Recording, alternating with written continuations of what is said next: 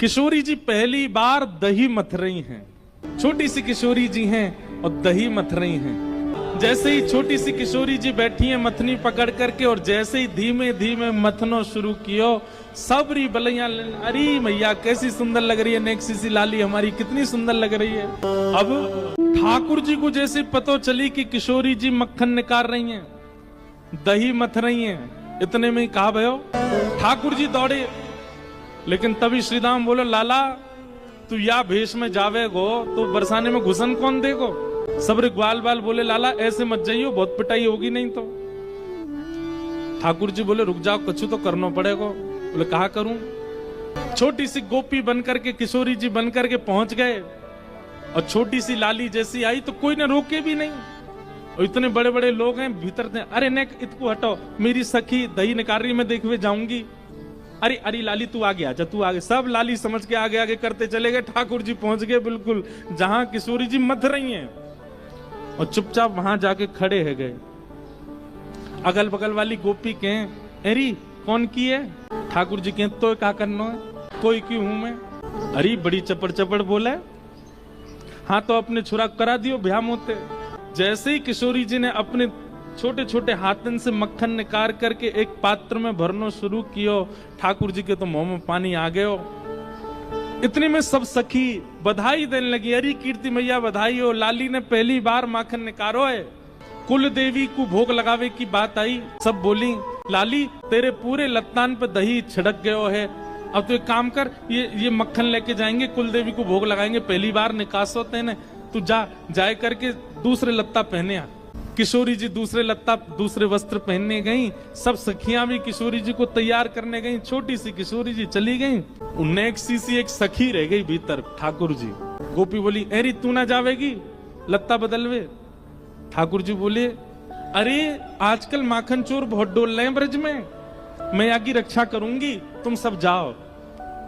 गोपी बोली, अरे बड़ी सुगर छोरी है, देख कैसे यहाँ के मन में आई कि रक्षा करेगी यहाँ की। अच्छा ठीक है, तू रक्षा कर, हम जा रही हैं। बीच रास्ता में ठाकुर जी ने सोची, नेक सौ मक्खन निकरो है, और मां सबरे वो मुस्टंडा खड़े होंगे खावे को, मधुमंगल श्रीदामा सबरे खड़े होंगे, मक्खन लेके आ रहे होगो लाला, और ये नेक सौ तो है, सबन को बांटना पड़ेगा। तो ठाकुर जी ने मन में विचार किया, एकांत कहीं देख के मैं ही पाए लाऊं याकू। तभी एक वृक्ष के नीचे ठाकुर जी बैठ गए, और अपना स्वरूप भी नहीं बदला है, इतने उत्सुक हैं पाने के लिए। किशोरी जी के हाथ का स्पर्श है, किशोरी जी के श्रम से प्रकट हुआ है, ये तो मुझको पानो मेरे का जो प्रसाद है।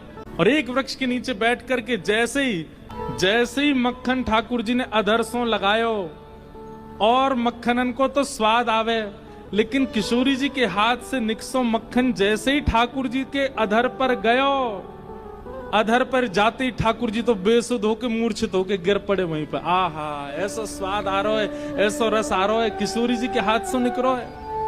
कीर्ति मैया बोली, अरे गोपियों जाओ, जाए करके ले आओ।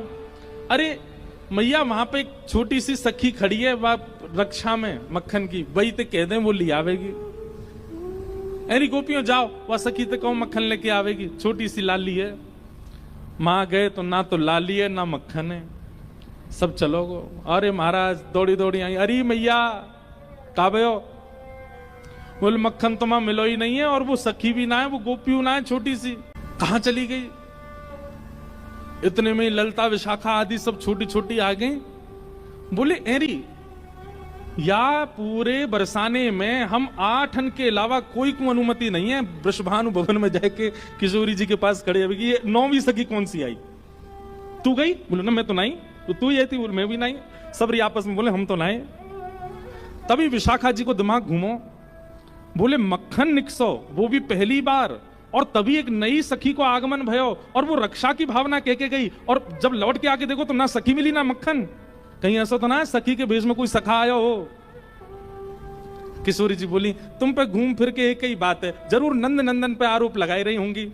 विशाखा बोली, और कोई है ही ना सके। श्री जी तुम शर्त लगाए लो, हम तो वही आया, वही लेके गए। किशोरी जी बोली, ना वो ऐसे ना है। सबरी सखी बोली, तो चलो फिर नंद भवन चलें, नंदगाम चलें, जाके न पतो करके हमें कच्छू तो सुराग मिलेंगे, कच्छू तो सबूत मिलेंगे मक्खन के। सब सखियां जा रही हैं नंद भवन। क्यों, नंद भवन तो बहुत दूर है, बीच मार्ग में ही देखो एक वृक्ष के नीचे बेसुध पड़े हैं ठाकुर जी। विशाखा बोली, एनी कोई सखी पड़ी है एक वृक्ष के नीचे। बोले भैया कोई सखी होती तो न लाज लाज करके लेटती है, तो बेलाज सी लेटी है। पास जाए करके जैसे ही देखो मुंह पे पूरे पे मक्खन लगो है और ठाकुर जी चटकारे ले करके प्रेम से पा रहे हैं।